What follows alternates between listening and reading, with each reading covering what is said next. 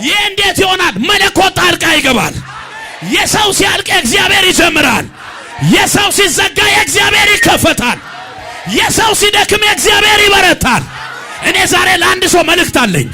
አጣብቅኝ ውስጥ ያላችሁ፣ ተጨንቃችሁ ያላችሁ፣ በኢኮኖሚ፣ በዕዳ፣ በብድር፣ በበሽታ፣ በውድቀት፣ በብቸኝነት አጣብቅኝ ውስጥ ያላችሁ እግዚአብሔር ጣልቃ ይገባላችኋል።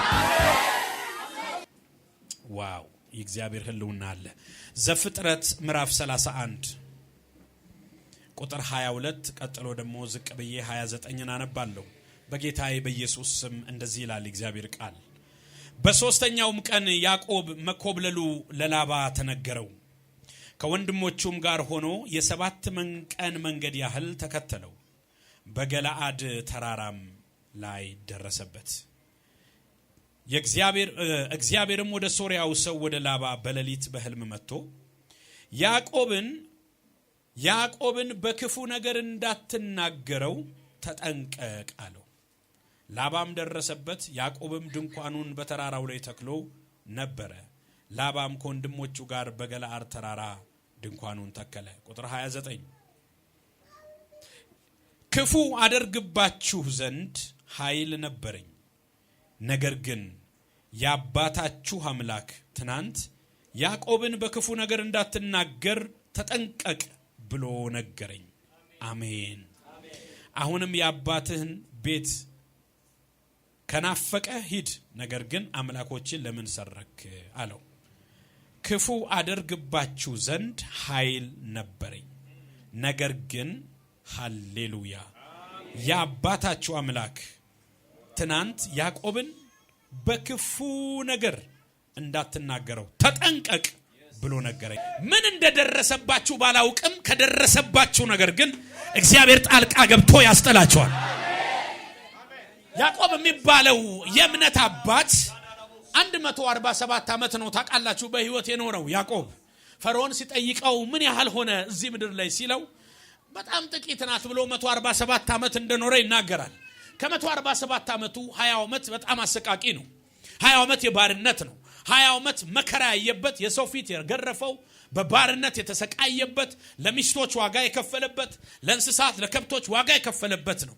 በገዛ አጎቱ ቤት ላባ በሚባል ጨካኝ ደሞዝ ሚቀያይር፣ ፊቱን ሚቀያይር፣ መልኩን ሚቀያይር፣ ጉልበትን ለ20 ዓመት በቃኝ ሳይል የሚበዘብስ ሰው ባለበት ከ147 ዓመቱ 20 ዓመት የባርነት ነበር እና ጨንቆታል።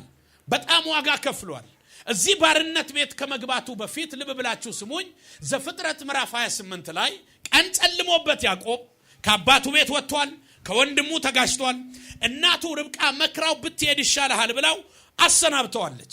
ቀን ጨልሞበት ድንጋይ ተንተርሶተኛ ይላል መጽሐፍ። እግዚአብሔር በሌሊት ወደሱ መጣ። እኔ አባትህ አምላክ ነኝ አለው። ሃሌሉያ። ነገር የሚቀየረው ገንዘብ ሲኖራችሁ ሳይሆን እግዚአብሔር ሲገለጥላችሁ ነው። የእግዚአብሔር መገለጥና የእግዚአብሔር ድምጽ መምጣት ታሪካችሁን ይቀያይረዋል። በዛ ሌሊት ድንጋይ ተንተርሶ ማንም በሌለበት ሌሊት እግዚአብሔር መጣና እኔ አባቶች አምላክ ነኝ አለው። አልጥልህም አለው። ወደምትሄድበት ምድር ሁሉ አብሬ እሄዳለሁ። ደግሞ ያዕቆብ ስማ፣ ወደዚች ምድር መልሼ አመጣሃለሁ። የነገርኩህን ሁሉ እስካደርግልህ ድረስ አልተውህም። ትመጣለህ። እዚህ ስፍራ እኔ እናንተ እንገናኛለን። ያዕቆብ በሌሊት ያየውን ህልም አይቶ መሰላል ተዘርግቶ አይቷል። መልአክ ሲወጡበት ሲወርዱበት ነበረ። የእግዚአብሔር ድምጽ መጥቶለታል።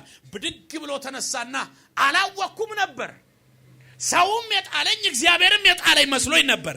ለካ ቤተሰብ ቢጥለኝም የማይጥል እግዚአብሔር በሌሊት መጥቶልኛል። እዚህ ስፍራ ላይ እግዚአብሔር አለ አለ። ወሰደና ዘይቱን በድንጋይ ላይ አፍስሶ ቤቴል ብሎ ጠራው። ባይዘዌ ያዕቆብ በእድሜ መጨረሻው ቤቴል ነው ላይፉን ሙሉ ኖሮ አለፈ የሚለው። እግዚአብሔር ኑር ያለው ቤቴል ነው። ዘፍጥረት 35 ላይ ስታነቡ እግዚአብሔርም ለያዕቆብ ተገለጠለት፣ ወደ ቤቴል ውጣ በዚያም ኑር አለው ይላል። መኖሪያችሁ የሰው ባርነት ቤት አይደለም። መኖሪያችሁ የላባ ቤት አይደለም። እግዚአብሔር ቀድሞ የነገራችሁ ስለ ቤቴል ነው። ቤቴል የእግዚአብሔር ቤት ነው። ፕሬዘንስ ያለበት ነው። ትንቢት ያለበት ነው። ቃል ያለበት ነው። ሞገስ ያለበት ነው። ስለዚህ አንድ ሰው ዛሬ ወደ ቤቴል ይወጣል። እስቲ ወደ ቤቴል ወጣለሁ በሉ። ድገሙ። በጣም የገረመኝ ይሄ የደረሰበት ኃይል ያለው ነው። ለያዕቆብ እግዚአብሔር ለካ ያዕቆብ ቢተኛም የሚጠብቀው አምላክ አይተኛም አያንቀላፋ። መጽሐፍ ቅዱስ ሲናገር ያዕቆብ ተኝቷል፣ በሌሊት ከሚስቶቹ ጋር ኢንጆይ ያደረገ ተኝቷል፣ በህልም ላይ ነው። እግዚአብሔር ግን ስለ ያዕቆብ ተነሳ። እኔ አላውቅም፣ በህይወት ሌሊታችሁ ላይ ስለናንተ እግዚአብሔር ይነሳል። ስለ ቤታችሁ እግዚአብሔር ይነሳል። ስለ ልጆቻችሁ እግዚአብሔር ይነስ። ወናቻ እግዚአብሔር ተነሳል በሉታ። ድገሙ። አንተ ተኝተህ ሊሆን ይችላል በሉት። ስለ አንተ ማይተኛ የማያንቀላፋ እግዚአብሔር ግን ጠላትን እያስጠነቀቀ ነው። ያዕቆብ ተኝቷል፣ እግዚአብሔር ቢዚ ሆኗል። ስለ ያዕቆብ ምን እንደሚደረግ አያውቅም። አንተ እኮ በሌሊቱ ተኝታል። መናፍስቶች መንደር ግን ጌታ እየፈረደ ነው። ጠንቋይ ሰፈር ግን እግዚአብሔር ዋ እያለ ነው። ዛሬ አንድ ማስጠንቀቂያ ለጠላቶቻችን ይደርሳል። እግዚአብሔር ላባ ጋር መጣና ላባ አቤት ባሪያዬን የኔ ምለውን ቤቴል እንገናኝ ብዬ ቀጠሮ የቀጠርኩለት ወደ ቤቴል እንዲሄድ የምፈልገውን አይደለም መንካት፣ በክፉ ቃል እንዳታስቀይምብኝ፣ እንዳትናገርብኝ ተጠንቀቅ። ዛሬ ጣልቃ ይገባና ሊደግም ፎቶህን ይዞ በሟርት እግርህን ሁሉ ሊያሳስር ፎቶን ጨርቅን ይዞ መለኮት ጣልቃ ይገባል። አይደለም መድገም፣ በክፉ እንዳትናገረው፣ አይደለም በበሽታ በመንገዱ ላይ እንዳትቆም በኢየሱስም እግዚአብሔር ያስጠነቅቅላችኋል። ኢየሱስ ያድናል። ጎናችሁ አለ ማስጠንቀቂያ ወጥቷል በሉት። እሺ አረፍ በሉ። እዚህ ቤት ስብከት መጨረስም እኮ ከባድ ነው። ቶሎ ወደ ትንቢት እኮ የምታስገቡት ነገርስ ጌታ ይባርካችሁ። አሜን። መጣና ያዕቆብን ከእንቅልፉ ቀስቅሶ በጠዋት ክፉ አደርግባችሁ ዘንድ ኃይል ነበረኝ። ምን ያረጋል? ያባታችሁ አምላክ ትናንት ሌሊት ጣልቃ ገባ። አንተ ተኝተሃል፣ ስለ አንተ ጣልቃ ገባ። መጽሐፍ እስራኤልን የሚጠብቅ አይተኛም አያንቀላፋም ይላል። እዚህ ቁጭ ብለሃል፣ አንተ ጣልቃ ገብቷል። የሆነ አገር ላይ የሆነ ስብሰባ ላይ የሆነ ቤተሰብ መካከል የሆነ ቢሮ እግዚአብሔር ጣልቃ ገባ።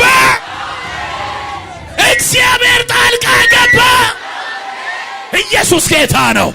እዚህ ቁጭ ብለህ አሜን እያልክ ስለ አንተ በተሰበሰበ ሸንጎ መካከል እግዚአብሔር ጣልቃ ገባ። ላስቆምህ ኃይል ነበረኝ፣ ልገልህ ኃይል ነበረኝ። ነገር ግን ከኃይል ሁሉ በላይ ኃይል ያለው የአባቶች አምላክ ትናንት በሌሊት ተገለጠልኝ። እንዳታስቀይምብኝ አለ። በምላስ ጅራፍ ላይ ገርፉሽ፣ ላያሾኮሽኩብሽ ምድረ ወረኛውን እግዚአብሔር ዛሬ በማለዳ መጥቶ እዚህ ቤት ጣልቃ ገብቶ እዚህ ቤት ስለሷ ታወራና በክፉ ቃል ትናገርና ወናቻለ ጣልቃ ገብቷል በሉት። ሶስት ነገሮች ቶሎ እናገራለሁ። ሶስት ነገሮች። እግዚአብሔር መቼ ነው ጣልቃ የሚገባው? ይሄ መታወቅ አለበት። እግዚአብሔር ጣልቃ የሚገባው የመጀመሪያው የሰው ጉልበትና ኃይል ሲያልቅ ነው። እናንተ ሲጨርሱ እግዚአብሔር ጣልቃ ይገባል። የሚታየው ሰማይ ናስ ምድር ብረት ሲሆን የሚረዳችሁ ሁሉ ጀርባውን ሲሰጣችሁ የምትሄዱበት ሲጨልም ቀኑ ጨለማ ሲሆንባችሁ ያን ጊዜ እግዚአብሔር ስለናንተ ጣልቃ ይገባል። ዘጸአት ምዕራፍ 14 ላይ ከ430 ዓመት ባርነት በኋላ እግዚአብሔር ለፈርዖን በጸናች እጅ በተዘረጋች ክንዱን አሳይቶ ህዝቡን ነፃ ወጣ። 430 ዓመት ባሮች ነበሩ። 30 ዓመት የተጨመረው ብዙ ሰዎች እንደሚናገሩት እኔም እንደምስማማው ሙሴን ስላልተቀበሉ ነው። ለአብርሃም ከ400 ዓመት በኋላ ነው ያለው። የተላከላቸውን ሳይቀበሉ 30 ዓመት ተጨመረባቸው። ከ430 ዓመት በኋላ ህዝቡ ነፃ ወጣ። ድንገት ወክ እያደረገ ገና ዘምሮ አልጠገበም፣ አመስግኖ አልጠገበም። ድንገት ሲደርስ ቀይ ባህር ከፊቱ አለ። ወይኔ ያለ ወደ ኋላ እንመለስ ሲሉ ፈርዖን የሚባለው ሶስተኞችን ይዞ በኃይል የታጠቀ ሰራዊት ይዞ ወደ ባርነት ሊመልሳቸው እየተቆጣ እየመጣ ነው። ልክ እንደ ላባ ማለት ነው። ሶስተኞች የሚለው ተራ ወታደር አይደለም፣ አጋዚ ጦር ማለት ነው። የሰለጠነ ማለት ነው። በእኛ ዘመን ቢሆን ቴኳንዶ የሚችል ማለት ነው። አንዱ ለ20 የሚመደብ ማለት ነው። ስፔሻል ፎርስ ይዞ መጣ። ህዝቡ እንደዚህ አለው። ታው ብለን ነበርኩ ሙሴ እንገዛላቸው ብለን ነበር። ኖ ውጡ ያለ እግዚአብሔር ነው። አጣብቂኝ ውስጥ ገቡ። ተስፋ ጠፋ። ወደፊት አይቻልም፣ ወደ ኋላ አይቻልም። አንድ ብቻ ከሰማይ የሆነ መለኮታዊ ጣልቃ ገብነት ካልመጣ ታሪኩ ሊደመደም ነው በሽንፈት። ሙሴ እንደዚህ አለ፣ ዛሬ የምታዩዋቸውን እነዚህን ግብፃውያን ለዘለዓለም አታዩዋቸው። ይህ እንዴት ይሆናል? መለኮት ጣልቃ ይገባል። የሰው ሲያልቅ እግዚአብሔር ይጀምራል። የሰው ሲዘጋ እግዚአብሔር ይከፈታል። የሰው ሲደክም እግዚአብሔር ይበረታል። እኔ ዛሬ ለአንድ ሰው መልእክት አለኝ። አጣብቂኝ ውስጥ ያላችሁ፣ ተጨንቃችሁ ያላችሁ፣ በኢኮኖሚ፣ በዕዳ፣ በብድር፣ በበሽታ፣ በውድቀት፣ በብቸኝነት አጣብቂኝ ውስጥ ያላችሁ እግዚአብሔር ጣልቃ ይገባላችኋል። ጎናቻለውን የደረሰብህ ነገር በሉት ወደ ኋላ አይመልስህም። እግዚአብሔር እንደዚህ እያለ ነው፣ ዛሬ የምታያቸውን ግብፃውያን መከራህን ለዘላለም ምን አላችሁ? ድገሚ አጨብጭቡና አሜን ብላችሁ ተቀመጡ። መቼ ጣልቃ ይገባል? የሰው ጉልበት ሲያልቅ፣ የህዝቡ ልብ ሲወርድ፣ አለቀልን ሲል። ዛሬ የምታዩዋቸውን ግብፃውያን ለዘላለም አታዩዋቸው። ሃሌሉያ። እውነትም የእግዚአብሔር ጣልቃ ገብነት ካልሆነ አንድ በትር እንዴት ነው ውሃን እንደ ግድግዳ የሚያቆመው? መጽሐፍ ሲናገር ውሃ ፈሳሽ ነው፣ እንደ ግድግዳ ቆመ ይላል። ምን አይነት ታምራት ነው! አሁን የምታዩት የእግዚአብሔር ጣልቃ ገብነት በሰው አእምሮ የማይሆን በሰው ጥበብ የማይሆን ለእናንተ ግን ጣልቃ ገብቶ መንገድ ይሰጣቸዋል። ውሃ እንደ ግድግዳ ቆሞ ህዝቡ በደረቅ ምድር ሃሌሉያ። ጎናችሁ ያለውን ከዚህ በኋላ በሉት ሰው ሄዶ በማያውቅበት በአዲስ ታምራት እግዚአብሔር ይገናኛል። መቼ ጣልቃ ይገባል? ሰው ሲጨርስ፣ የሰው ሲያልቅ፣ መንገዶች ሁሉ ክሎስድ ሲሆኑ ሌላ መንገድ ሊከፍት ጣልቃ ይገባል። መንገድ የለም በተባለበት ባህሩን ደረቅ መሬትና መድረበዳውን መንገድ ሊያደርግ እግዚአብሔር ጣልቃ ይገባል። ቶሎ ልናገር። ሁለተኛው 3 ነገር ነው የምናገረው።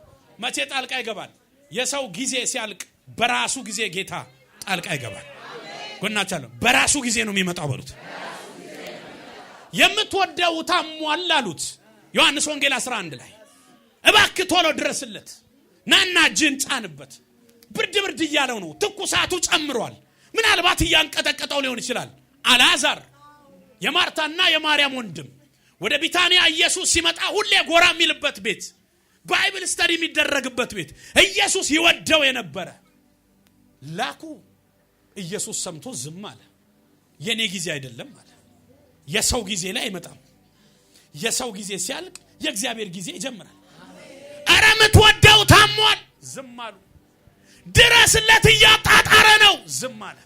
አንዳንድ ጊዜ በእግዚአብሔር ጊዜ ነገሮች የሞቱ የተበላሹ ያለቁ የሸተቱ ይመስላሉ።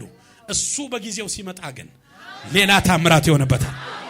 ጎናቻል ጣልቃ የሚገባው በሉት ባንተ ጊዜ እንዳይመስልህ በራሱ ጊዜ ነው። በጣም ከባድ በእግዚአብሔር ጊዜ እግዚአብሔርን መጠበቅ ነው።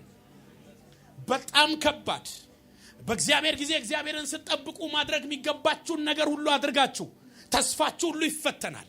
እግዚአብሔርን እንደመጠበቅ ከባድ ጊዜ የለም። በጣም ከባድ የቱ ነው ካላችሁ እግዚአብሔርን መጠበቅ ነው። የሚጠብቀኝ በእርጋታ ይቀመጣል። ከመከራ ስጋት ምን ይላል? በመስማት ውስጥ ያለ መጠበቅ። እመጣለሁ ካለ እመጣለሁ የሚለውን ሰምቶ መጠበቅ ዋጋ ያስከፍላል። ሞተ ይሄ የተወደደው ሰው አልዓዛር፣ ተቀበረ። 3 ቀን ሆነው፣ ድንኳን ፈረሰ። ሁሉ ነገር እስካለ ነው። ከ3ኛ ቀን በኋላ እኮ ስምም የለም፣ ሜጀሯንም የለም፣ ሜጀርም የለም፣ ማኖፍ ጎድም የለም፣ ዶክተር የለም። ሁሉ ሬሳ ወደሚል ይቀየራል። መስታወት ፊት ቆመን እቶቼም ወንድሞቼም በዚህም ያለን አቤት ጌታ ውበቴ የምትሉት ሁሉ ከ3 ቀን በኋላ እንጅሩ ጎናቻ እስካለህ ነው ያለኸው በሉት። እንዴ ይሸታል እኮ ነው ያለችው። የገዛ እህት እኮ ናት ያለ። ኢየሱስ ያልጨነቀው እሷ ጨነቃት። ከብቷል። አልዓዛርዬ አይ ላቭ ዩ ምትል ይሸታል ይቅርብ አለችው። ከሞትክ በኋላ ቤተሰብ ማንም አይፈልግም። ቁርጠን ወቅ ደረት እየደቃ ሁሉ ያለ ከ3 ቀን በኋላ ይፈርሳል። አካል ይፈርሳል፣ በቃ ውይ እኔ እኮ በስማም ቆዳዬን ስወደው አካሌን አይኔን ስወደው ይፈርጣል። ከ3 ቀን በኋላ ዲስፎርምድ ይሆናል። ሁሉ ነገር ባዶ ይሆናል። ድንኳን ከ3 ቀን በኋላ የሚፈርሰው ምልክቱ ሰውየው መሬት ውስጥ እየፈረሰ ስለሆነ ነው። ምልክቱ ያ ነው። የዋናው ድንኳን መሬት ውስጥ ሲፈርስ 3ኛ ቀን ላይ ድንኳን ፈረሰ፣ አለቀ። የሰው ጊዜ አለቀ። ጌታ ኢየሱስ ግን በ4ኛው ቀን መጣ።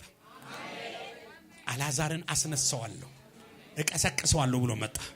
አሜን አሜን አሜን። ወዴት አኖራችሁት እያለ መጣ። አረ አልቋል ጊዜው። ህመም ላይ አይደለም፣ ሞቷል፣ ሸቷል፣ ፈርሷል። የሚያምንብኝ ቢሞት እንኳን ሕያው ይሆናል። ትንሣኤና ሕይወት እኔ ነኝ። ወዴት አኖራችሁት? ባለ ጊዜው ኢየሱስ መጥቷል። የተሞተው የተቀበረው የሸተተውን ጉዳይ እግዚአብሔር በራሱ ጊዜ ያወጣዋል። ጎናቻለውን ያንተ ጉዳይ ምን እንደሆነ አላቅም በሉት። ከአልዓዛር አይከፋም በሉት። የሞተውን ቀስቅሶ የለ በሉት። ጊዜ አያልፍበትም። በራሱ ጊዜ እየመጣ ነው። እኔ አላውቅም። ጊዜ የደረሰላቸው ሰዎች እዚህ ቤት ውስጥ አሉ።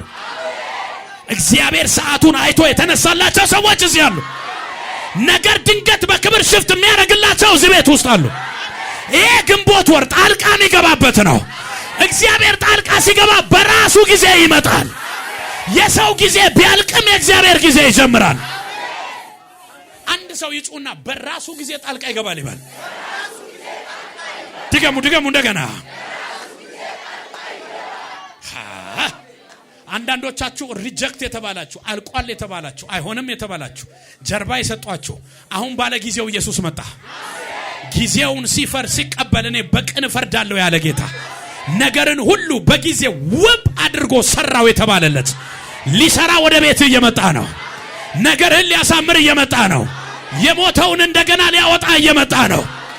ጠላታችሁ ይስማ፣ ባለ ጊዜው ኢየሱስ መጥቷል። ጎናቻለሁ በዚህ ዘመን ባለ ጊዜ ጌታ ብቻ ነው በሉት። ጌታን ያዘ ደግሞ እሱም ባለ ጊዜ ነው። ጎናቻለ የጊዜ ባለቤት እሱ ስለሆነ አንተም ባለ ጊዜ ነው በሉት።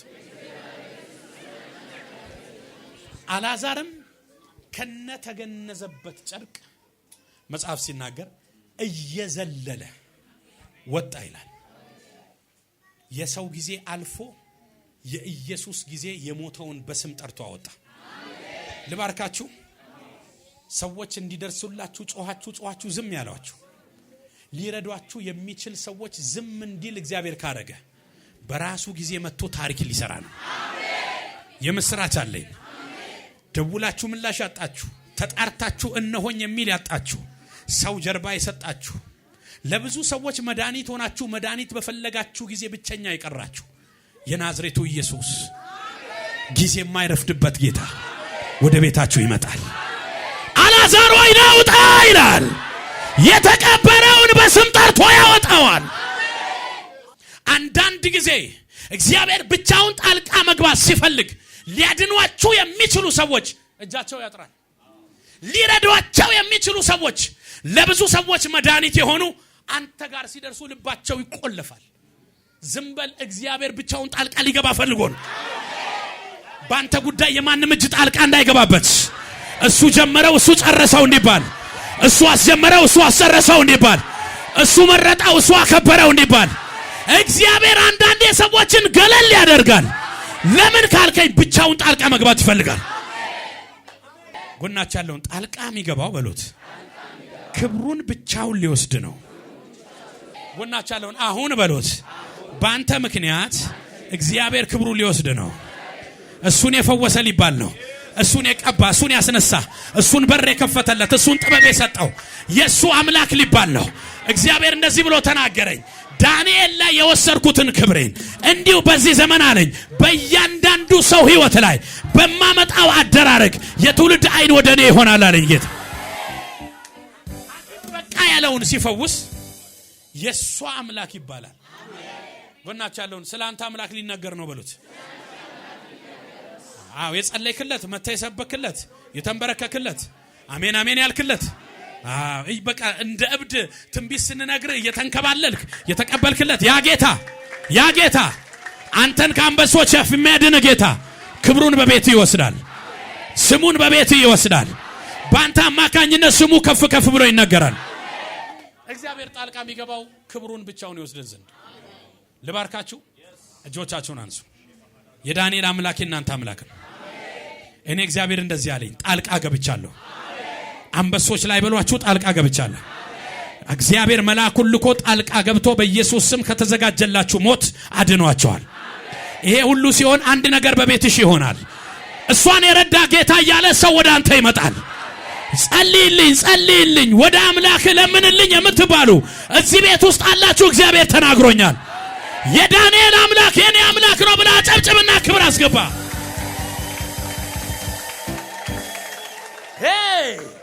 እስቲ የዳንኤል አምላክ የኔ አምላክ ነው ብሎ የፕሮፌቲክ ዴይ ስለሆነ እዚህ ጋር ላቁ። የደረሰባችሁ አውራቂስ ሳይበላችሁ አምላክ እግዚአብሔር ጣልቃ ይገባል።